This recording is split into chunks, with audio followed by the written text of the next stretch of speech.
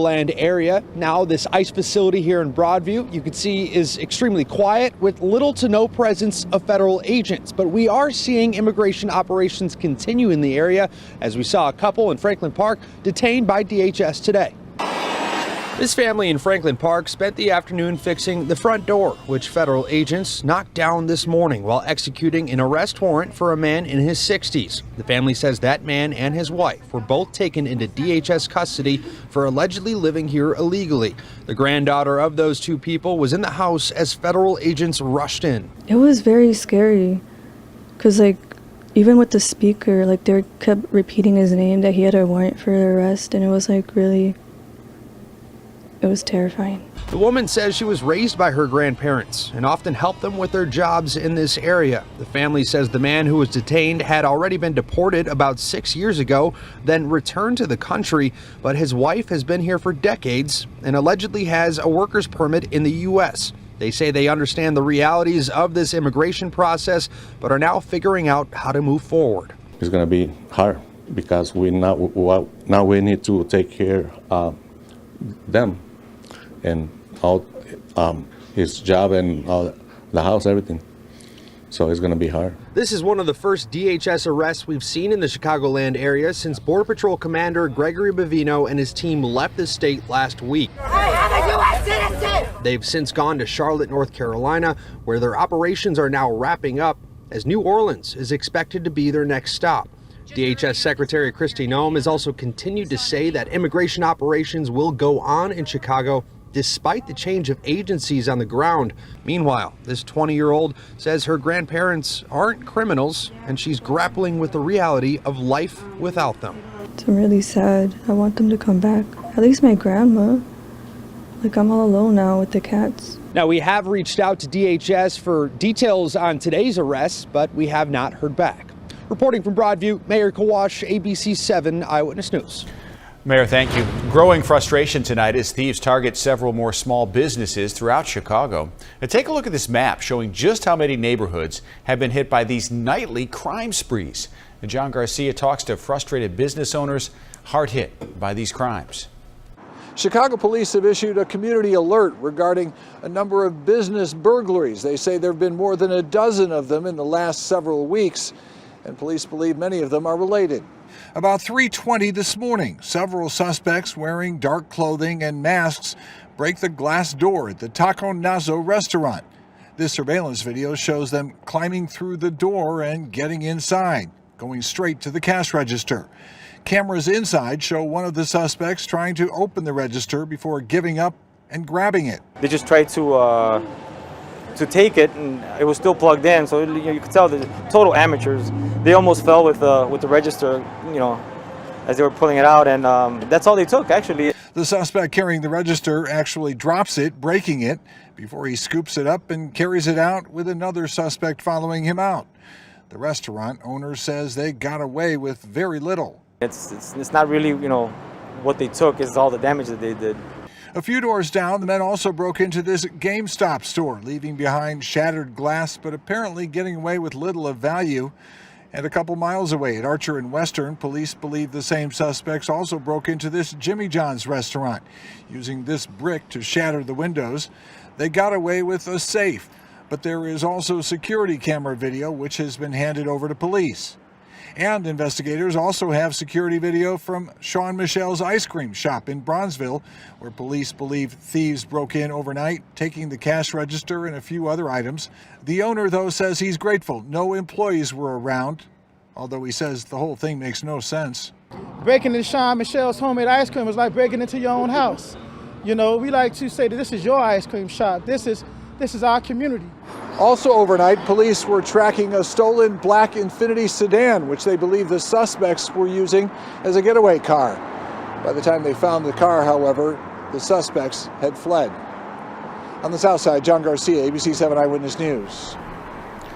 All right, John, thank you for that report. As we go outside, we like to call Thursdays Friday Junior, Friday Eve. Mm-hmm. Yeah. Thankful Thursday, or is that Tuesday? It can be if you want to. Yeah, hold on. I'm thankful Thursday. Heisel's with us today, Yes. and the mild forecast for the next 7 days before Thanksgiving. I mean, we got the parade on on Saturday. Saturday, We got yeah. the Bears on Sunday. Tree lighting. A lot of people tomorrow. excited about the tree lighting Yes, here I at the mean, station. Yeah, there are a lot of people hoping. including our producer. Yeah, right. Our new producer. Sam. Welcome, Sam, and it's going to go great tomorrow. We're and you're going to thankful probably for see Sam. it. Yeah, we're going to see it live at 6, perhaps, or certainly in this show, Heisel. Yeah. But it needs to stay dry. Yeah, I think we'll stay dry tomorrow. Okay. Most of these showers that we have tomorrow will be south of I-80. So if you're south of I-80, you'll likely get hit with some showers in the afternoon tomorrow. Temperatures will be close to 50 degrees for tomorrow, Saturday, and then even warmer into Sunday and Monday. Temperatures in the mid 50s. And then, yes, here comes that fall as we approach Thanksgiving. Temperatures are expected to drop down into the 30s.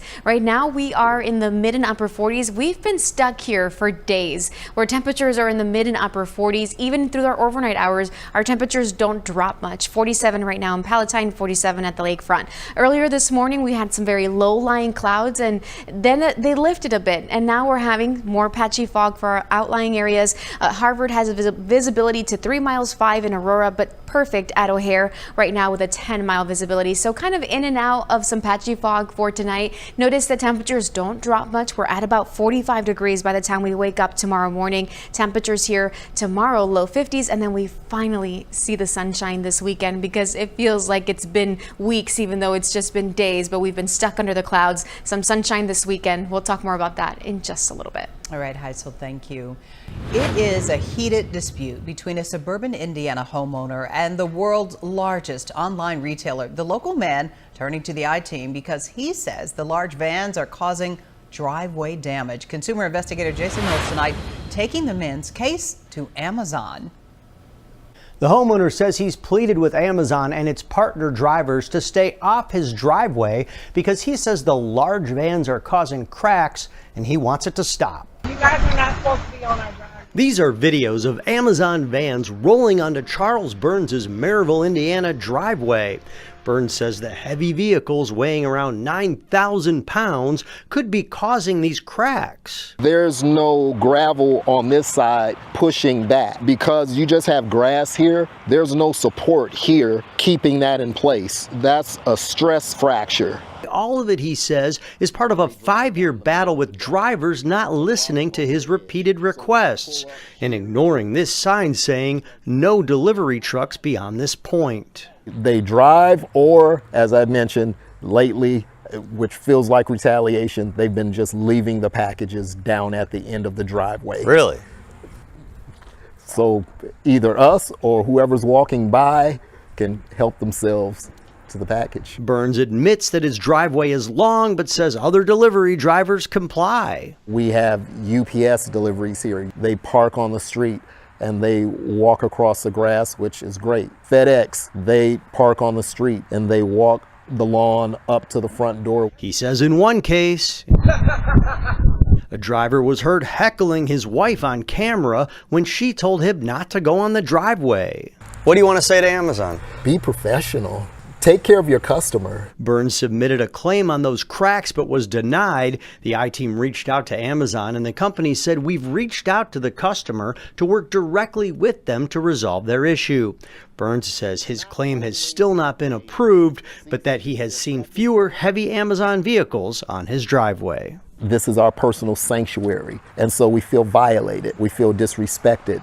Amazon told me that drivers should listen to customers and that if people have a specific concern or request, they should let Amazon know. Amazon added it maintains high standards and values feedback. Jason Knowles, ABC 7 Eyewitness News.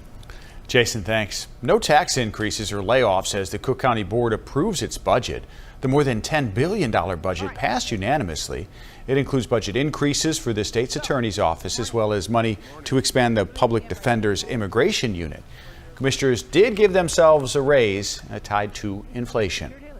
500 students from around Chicago come together to promote peace in their communities. Well, they are attending the 3rd annual Strides for Peace Gun Violence Prevention Expo. Strides for Peace is a non-for-profit group dedicated to creating unity in safer neighborhoods. The group also honoring local faith and community leaders for the first time with their Champion of Hope Award. And guess what, everybody? One of those recipients, our very own Evelyn Holmes, for going above and beyond for her commitment to create safer, stronger, and more equitable communities. Well done. Great job. Congratulations, Evelyn. To her. She does a lot of good work. So cool. Very important story we're about to talk about on the other side of the break. Lung cancer cases growing among a surprising population. The small change that could save the 26,000 lives every year. Have you seen the photos? We're getting a new look at a deadly plane crash, and the clues in the crash that happened in Chicago many years ago could provide investigators. And bring the right ID or pay up. The new proposed fine for travelers who don't follow the rules. This is a talker.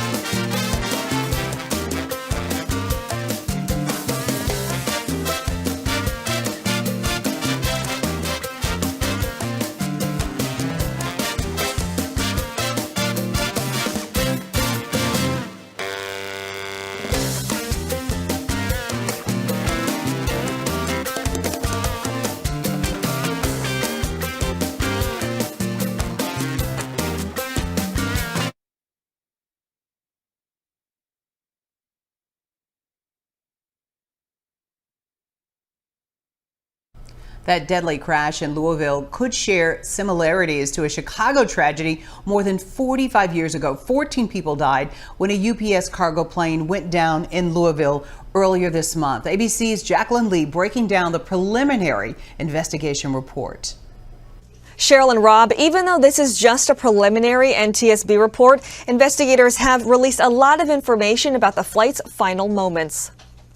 Oh my God! Alarming new images of that UPS cargo plane from airport surveillance cameras. The NTSB today releasing 6 new photos where you can see, frame by frame, the left engine coming off the plane just seconds into takeoff. It goes up and over the wing, over the fuselage. The engine and plane then catching fire, dooming the flight.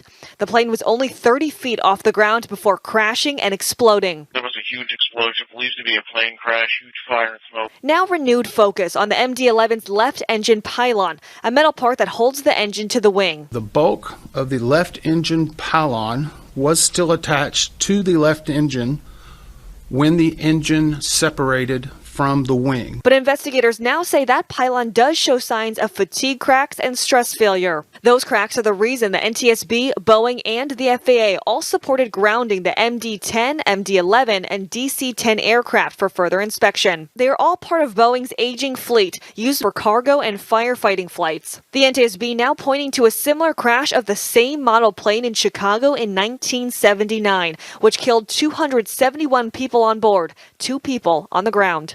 The 3 crew members and 11 people on the ground were killed in the crash. 23 people on the ground were injured. The full NTSB report will be released in 12 to 24 months. In Los Angeles, Jacqueline Lee, ABC 7 Eyewitness News. Hundreds gathered today to pay tribute to former Vice President Dick Cheney. And Cheney died November 3rd at the age of 84. He rose in ranks from White House Chief of Staff for President Gerald Ford to 5-time Congressman from Wyoming, the Secretary of Defense, and Vice President under George W. Bush. Bush and Cheney's daughter Liz among those giving eulogies. In a profession that attracts talkers, he was a thinker and a listener. He was a giant to the end, a lion of a man who loved and served this great republic. President Trump and Vice President J.D. Vance were not invited to today's funeral at Washington National Cathedral. All other living vice presidents, including Mike Pence, were there. Chicago doctors now pushing for greatly increasing lung cancer screenings after a new study shows that many patients are diagnosed too late. Northwestern medicine researchers say that the screening should start at age 40 and go all the way to 85. ABC 7's Leah Hope with one woman's story. A new study recommends women add a new screening to their health checkups, a screening for lung cancer, even if they don't smoke. We found Danielle Hoyk getting after-school snacks ready for her 3 kids. A year ago, she was recovering from lung surgery. She had been diagnosed with lung cancer at 43. My initial reaction was that dip in my gut, fear, and then I quickly rebounded and thought, no, it's not lung cancer. But it was stage 1 lung cancer. Hoyk tells us she was otherwise healthy, not a smoker. And through getting treatment, she realized she was not alone. I was really shocked. I had no idea that lung cancer was even an option for me as a non-smoker. Dr. Ankit Bharat is the executive director of Northwestern Medicine's Canning Thoracic Institute. He is the lead author of a study published today that recommends more women be screened for lung cancer. We are seeing a lot of young people, particularly women, who have young kids, who are very functional, who have no other medical condition often. They're getting very advanced lung cancers. In the new study, Northwestern medicine researchers recommend expanding the universal age-based screening to 40 to 85. They estimate it would detect 94% of lung cancers, preventing more than 26,000 extra deaths annually. And people need to understand that they're not immune from lung cancer just because they haven't actively smoked. We've seen people who have passively smoked, air pollution. I'm so lucky because I did find it at stage 1. I have no long-term negative effects. And that's why early intervention is so important. Unfortunately, this recommendation is not universal, so any lung cancer screening for a non-smoker under 50 would likely be out of pocket. However, the Lung Health Center in Northwestern does offer free screenings. We have details on our website. In Streeterville, Leah Hope, ABC 7 Eyewitness News. Very important report, Leah. Thank you for that. Patients will have a new option for mental health care here in Chicago. Northwestern Medicine announcing yesterday that the new Dalton Behavioral Health Institute. It has received $25 million from Ken and Liz Dalton and the Dalton Family Foundation. The gift is one of the largest investments in behavioral health here in this area. All righty, beware of gifts with AI and the not so cuddly things this teddy bear was telling children. Really? Okay. Bidding on nostalgia and childhood memories soon could be hitting the auction block. All right, in the meantime, let's take a live look outside, everybody, on this Thursday evening. A lot of people walking outside at State Street Studios. It's a beautiful weekend on tap for you. Hi, Sal Martinez is here with the gift and the full forecast coming up on the other side of the break.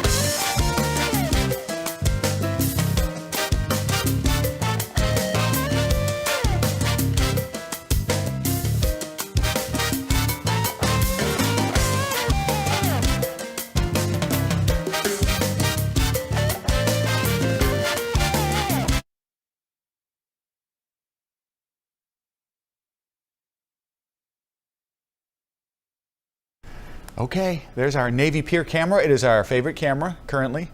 Live look at the city. It's beautiful. We're getting ready for the Festival of Lights. We'll talk more about that a little bit later tonight, or we just need good weather, really. Right, all weekend, because we have the tree lighting ceremony tomorrow night, and then Sunday the Bears. We need winning weather against Aaron Rodgers. Okay, right. Winning weather, check, check, check. You got all that? Okay, Yeah. Check, check, check. All right, good. I mean, it really All is good. going to be mild for the parade, which is awesome. Thankful, Yeah. because you know some years our fingers were freezing and we couldn't even move our lips sometimes because it was so It's cold just so out cold. there. Yeah. No, it's going to be close to 45 with a few clouds passing through. A little bit of a breeze every now and then. Okay. A little bit of a breeze, but nothing crazy. It's not going to be super windy.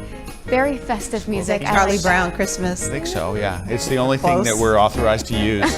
So I think it is for 30 seconds or something. Yeah, not feeling like the end of November for the next few days, several days, but then eventually we will feel like we're around Thanksgiving with our temperatures dropping back down below average and into the 30s. So enjoy the next 5 days that we have temperatures in the 50s, because we'll drop down into the upper 30s by Wednesday and then stay in the 30s is what it's looking like Friday and into next weekend as well. Kind of back to reality.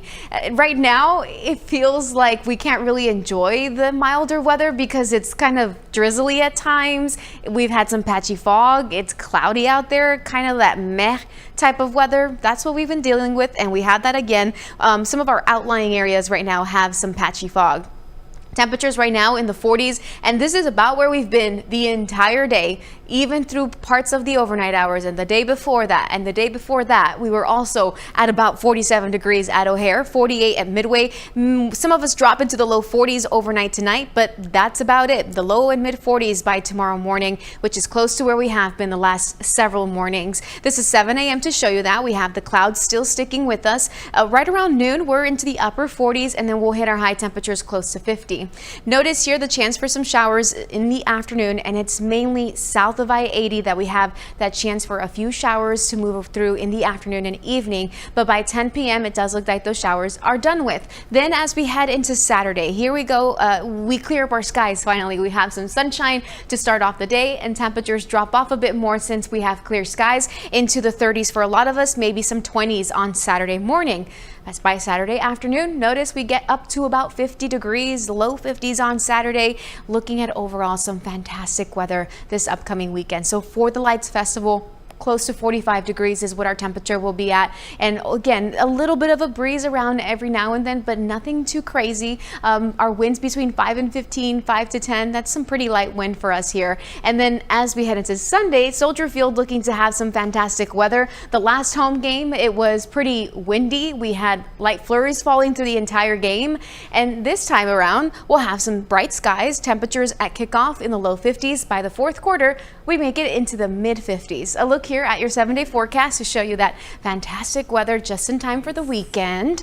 If you didn't get the decorations up, or if you still have some left to go, this weekend is a great time to do that. Or then as we go into Thanksgiving, if you're just like, I'm gonna wait until after Thanksgiving, it's gonna be cold. Just know that.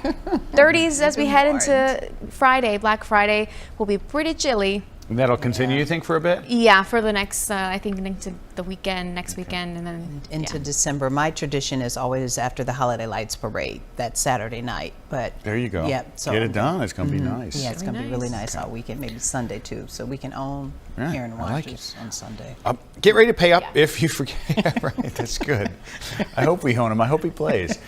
Get ready to pay up if you forget your real ID or passport when traveling. The TSA is proposing an $18 fee, $18, for those who forget identification before trying to board a plane.